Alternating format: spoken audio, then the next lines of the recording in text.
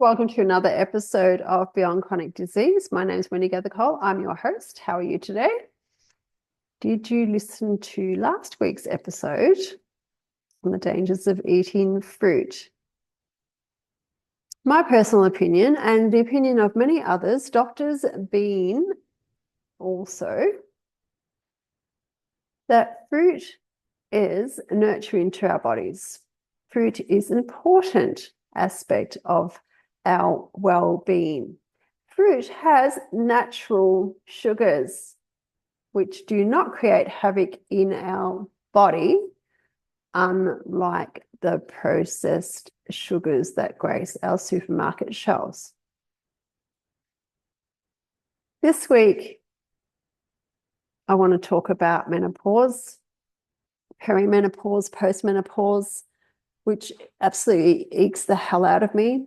I had to Google what perimenopause was. I had never heard of it until last year. And it's just getting thrown around all over Facebook. And I'm thinking, what the hell is this? So I Googled it. Perimenopause can start at 40, menopause at 50, and postmenopause is diagnosed, for want of a better word, when you don't have your, I'm going to call it your cycle, for a year. Then you're postmenopausal. I want to start at that one first. Why? Why do we need a word for that? I don't know. You know, if you go into the doctor and you just tell them that you haven't had it for a year, like they could just write it down, and in future times, you know, sure, lots of things may go on in our body for, you know, health reasons later in life. But why do we need a word for it? Postmenopausal because, you know, you haven't had your cycle for a year. God damn. And perimenopause. Can we have a peri-peri-menopause? Like maybe that happens when we're 30 or when we're 20. Peri-peri-peri-menopause. I mean, what's the go with all these labels? Anyway, I don't buy it. I'm sorry, I don't buy it. But I do know that menopause, which I'm labeling menostop. I don't understand why it's called menopause when it doesn't pause, it stops. So it's now called menostop. So I am in that stage and I am loving it. It is super exciting. And it used to be super scary because of all the information about everything that could happen and how long it could go on for and everything. It used to scare the bejesus out of me. So I'm here to say that maybe this is one thing that we need to stop looking at and reading about, is all these things that may happen to us when we're over 50. And get more in tune with our bodies so that we know what the heck's happening with our bodies anyway. So when I didn't get another cycle, I'm thinking, oh, this could be it. And I feel like now, definitely, it's just super exciting. So why did I think that? Well, last year I had 2 hot flashes. And one of them was, well, one was insignificant, obviously, because I only remember one of them. And it just came over me like a panic attack. And I know what a panic attack feels like. They came over me like a panic attack, but then felt really hot inside. So what did I do? I'm like, oh, this is one of those moments. I didn't panic. The reason I say I didn't panic is because I'd heard these could go on for 2 years. I'm thinking, God, I didn't want that to go on for 2 years. This is prior to getting that. And okay, I'll just let this go over. Got a cold washer, cooled my face down, had some cold water, and sat in a cool room. And it disappeared. I don't know. It wasn't very long. They medical professionals do tell you, certain things that you can not consume, which will benefit you. Well, I'm here. Oh, sorry.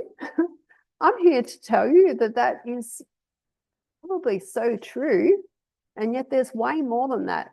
Food is such an important part of how you navigate everything in your life. And stop oh, stop, is just another thing to navigate by making better food and lifestyle choices, and not just what you put in your body, but also what you put on your body. It can impact your hormones immensely.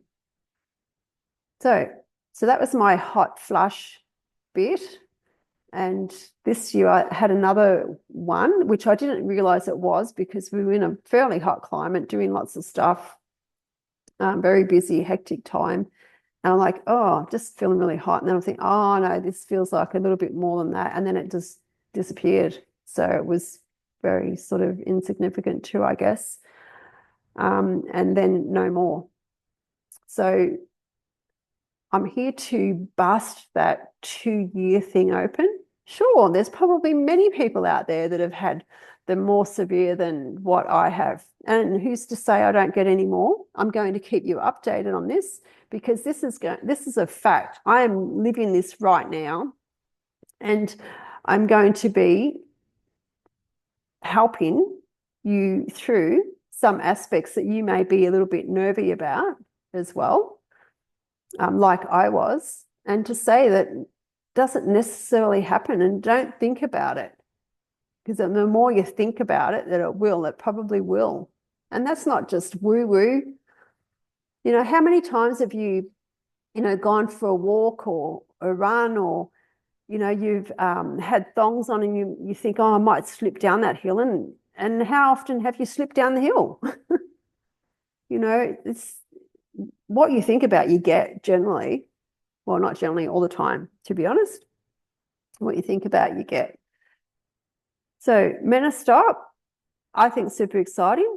If you don't, if you're thinking that, depression apparently is one of the symptoms, if you're thinking that it's the end of your life, it's all downhill from here and nothing's going to get better and this has happened, that's happened, well, then it's probably going to be true for you. And you will be depressed, and you will have the depression, and you won't get over it, because if you're thinking about all of that, then that's that, I guess, unless you choose to think of it in a different way. I have been experiencing little, really dull ache in the abdomen, and it's not all the time. But my thought pattern is like, okay, well, I'm in menostop phase, hormones, ovaries, everything's changing. So this is what's happening. Now, if it was extreme pain, or if I had any discharge, or, anything else was abnormal about it, I would definitely be the first one in the waiting room at my doctor's. I'm not an idiot. But the way I do things is different to the way you do things, because I know my body very well, and I know what it's capable of. And I know what I've achieved in the past. And that is, I've healed from Crohn's and anxiety and depression and panic attacks. And there's been other things too, but we're talking about menostop today. So the hot flushes, when you're experiencing one, well, the worst thing you can do is have a hot drink. The worst thing you can do is have a hot shower. These things make it worse. So if you're having all of this when you're having hot flushes and you're consistently having them, well, then you probably need to rethink what you're doing there. Okay?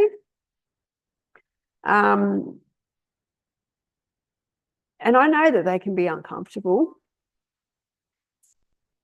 So the anxiety, depression, I'm not sure about that because I don't not experiencing that at all. But there could be, once we get to this age in our life, if you are not doing something that you're really excited about, and you've been like that for a few years anyway, and then you hit menopause, it just exacerbates it, because your thought pattern could be, oh my God, now I'm really old.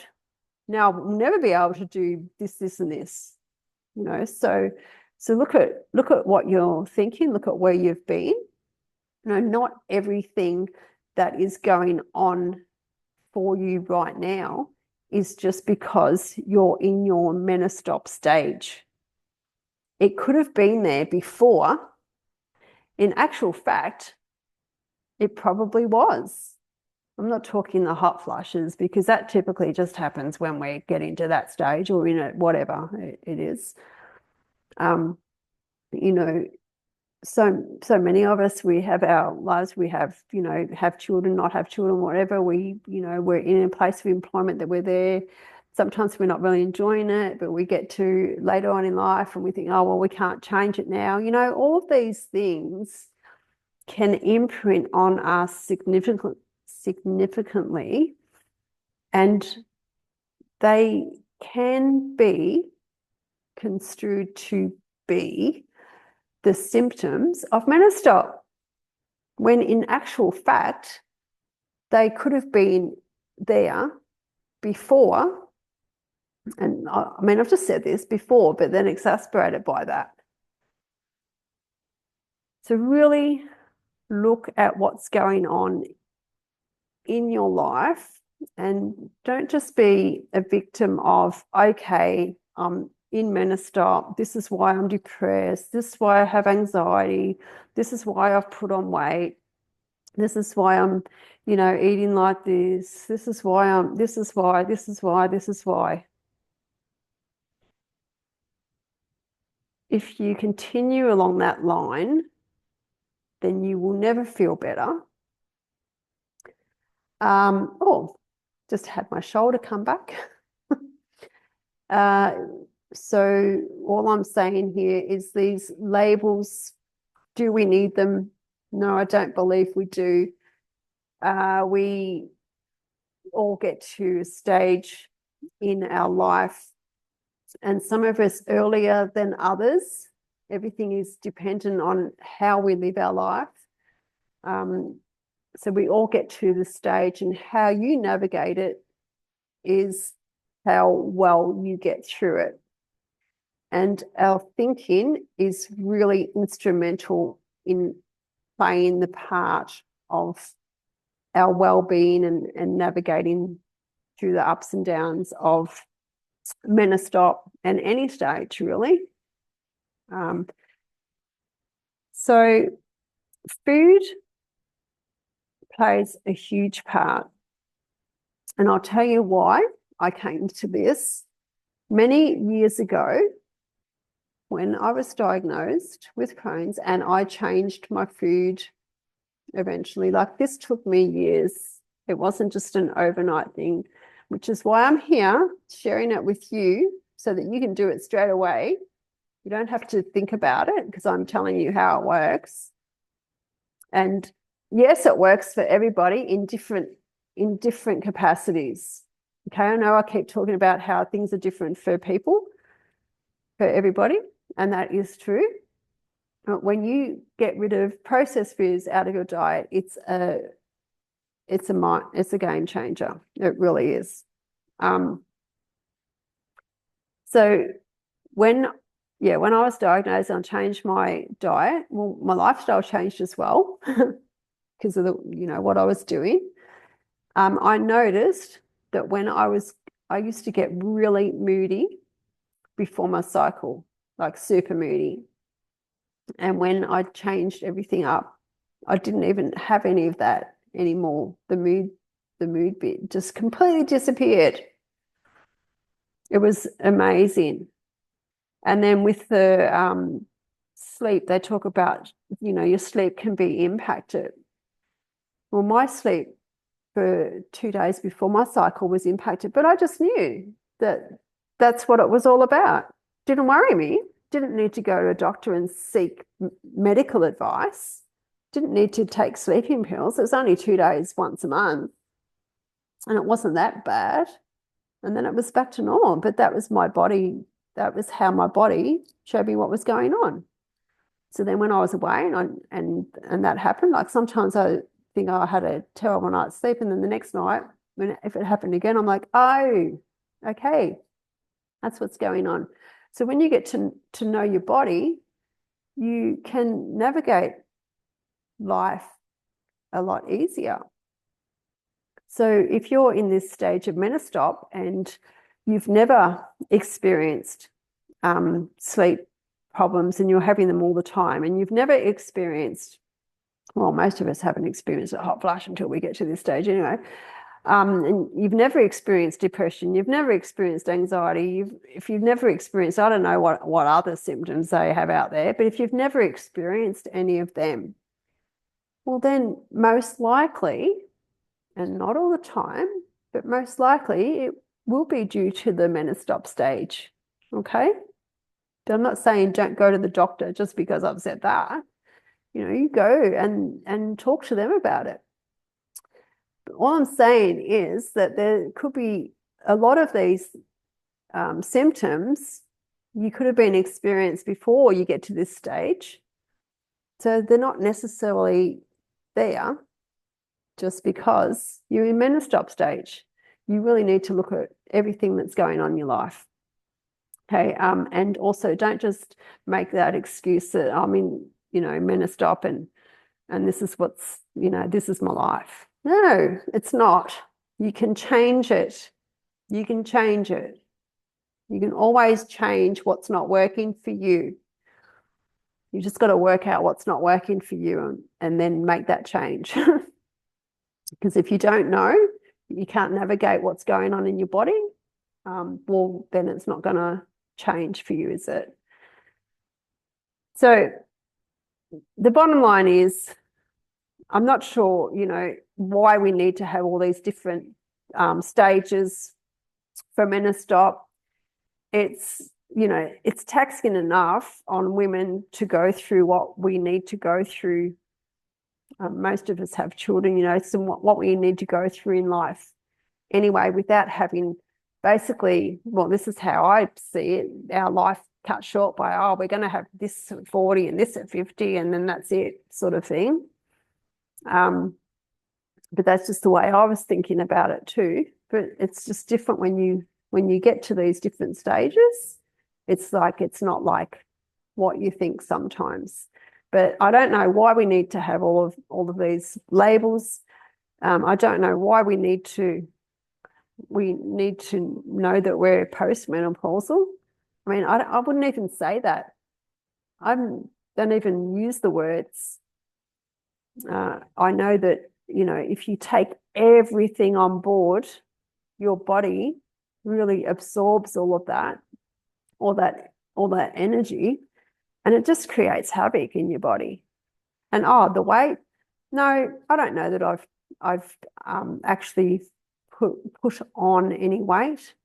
I've been eating a lot of, rubbish. So I guess I've been putting on a little bit of weight, I suppose. I don't weigh myself. I feel uncomfortable sometimes, but when I'm home and I eat better, I'm all good. So I don't even buy into that either. I do, I have said I feel uncomfortable. I feel, like I've put on 20 kilos every now and again.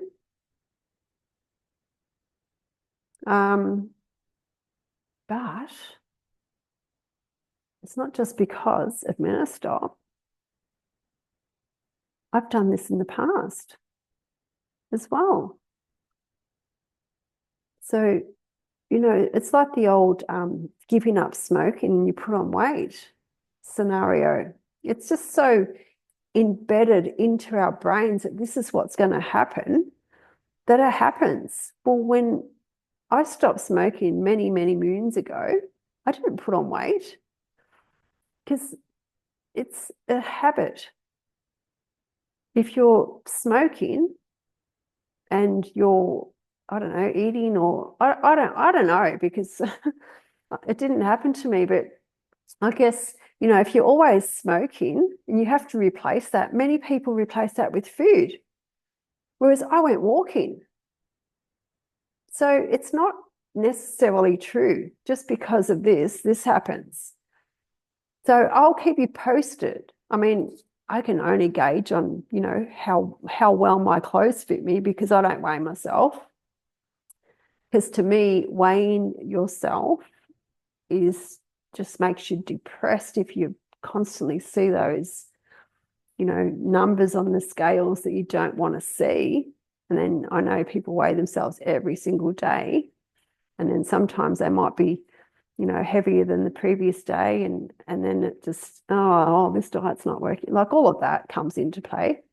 But anyway, every now and again, I'll come on and talk about my Menostop journey with you and let you know what's really real and what's probably not. Just to make you feel better that it's not all doom and gloom.